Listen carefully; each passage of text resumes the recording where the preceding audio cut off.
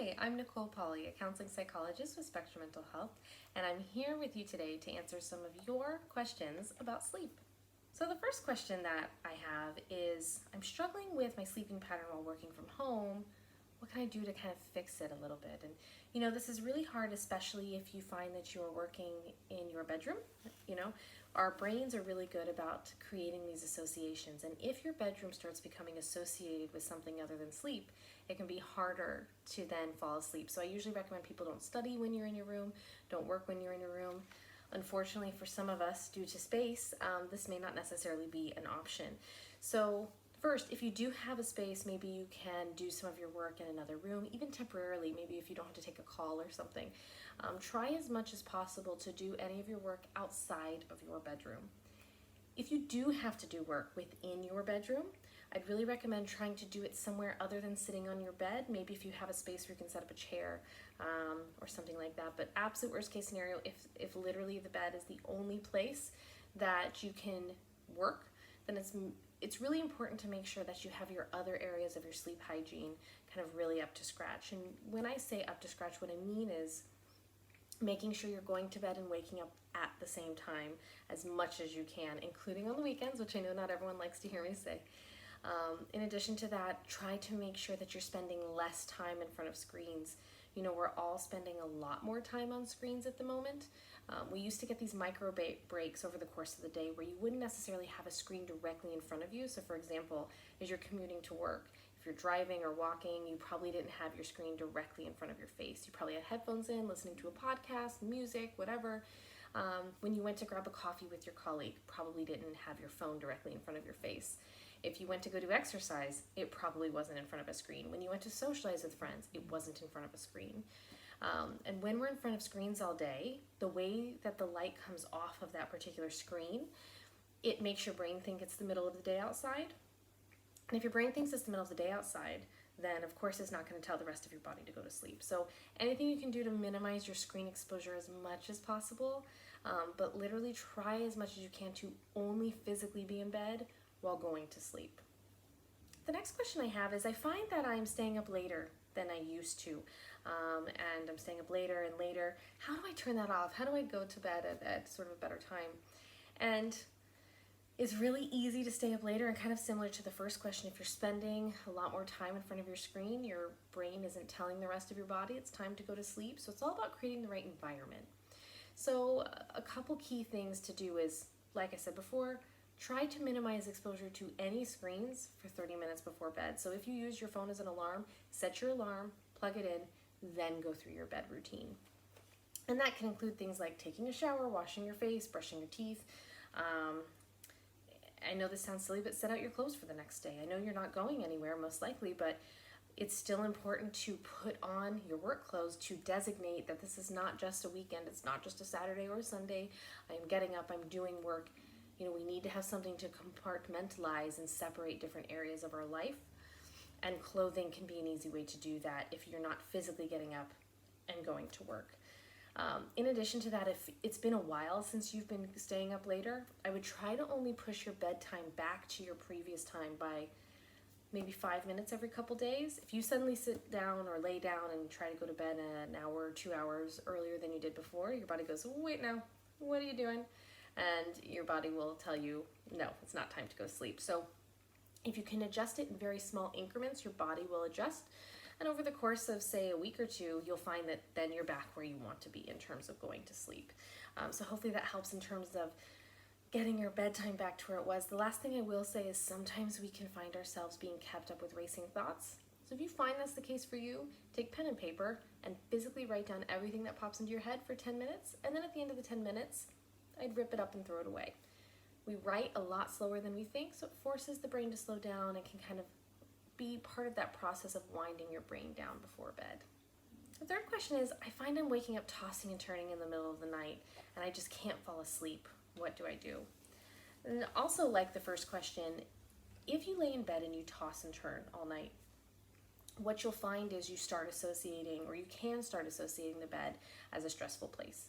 So what I'd recommend doing is, if it feels like you've been laying in bed, if it feels like it's been roughly 20 minutes, don't watch the clock, because otherwise you'll be watching it saying, if I fall asleep right now, I'll get this much sleep. And if I fall asleep right now, I'll get this much sleep. And then you start stressing about the sleep you're not getting. So if it feels like it's been about 15-20 minutes, I'd recommend getting up out of bed and going and doing something that makes you drowsy but does not involve a screen. So it could be organizing a drawer in your room. It could be folding laundry. Maybe it's washing the dishes. Something that is very, very boring and monotonous. And as soon as you start to feel sleepy, go back to bed. If roughly 15-20 minutes passes again, get up, go back, rinse, and repeat. You may find the first few nights that you're doing this that you're kind of doing it a lot, that you're doing it several times, but each night you should have to do it less and less until eventually you're just staying in bed.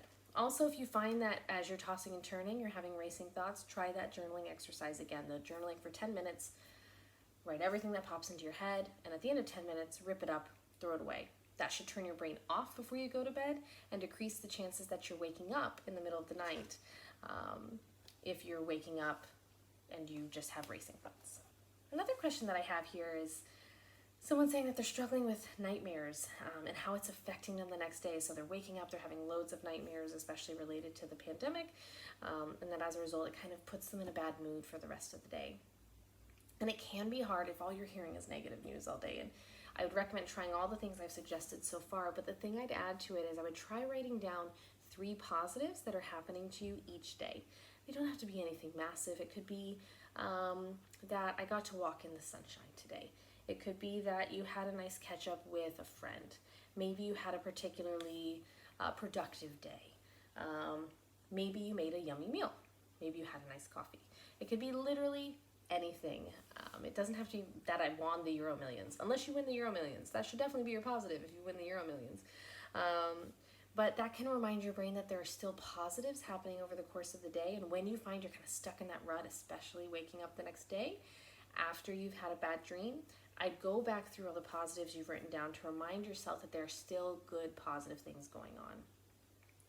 I would especially recommend doing that journaling before bed, because if you find that you're overstressing about things maybe you've read in the news, things you're hearing, and that's the last thing you're thinking about before you go to bed, it's helpful to get that out before then going to sleep. But if that's not the case for you, try starting off with the 3 positives, see if that makes a difference, and hopefully that should help allow you to hit the reset button when you wake up the next day, but also decrease some of those nightmares that you're having.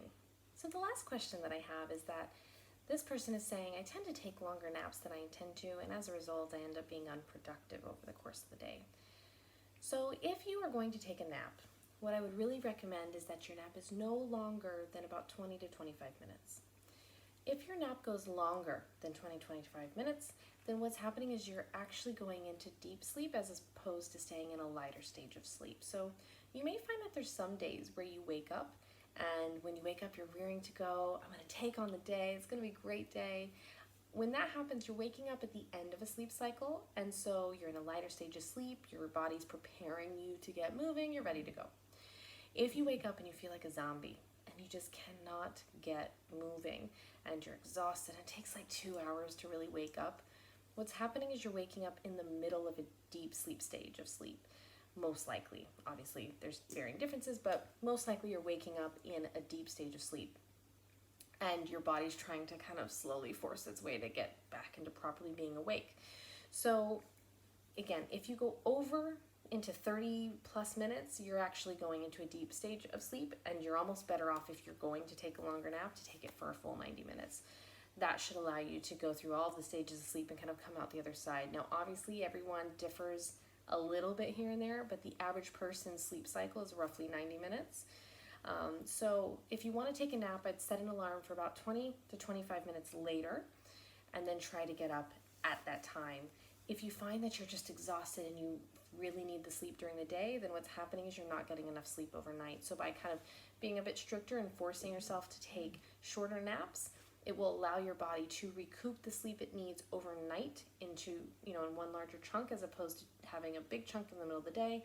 And then if you take that sleep in the middle of the day, you then don't need as much at night. And it kind of becomes this, cycle that is hard to break out of. So as long as you can just take a shorter nap, 20-25 minutes, you should be good for the rest of the day. Thanks again, everyone, for tuning in. Feel free to submit your questions for the next time we do our next Q&A. And I hope you have a fantastic rest of your day and get loads of sleep.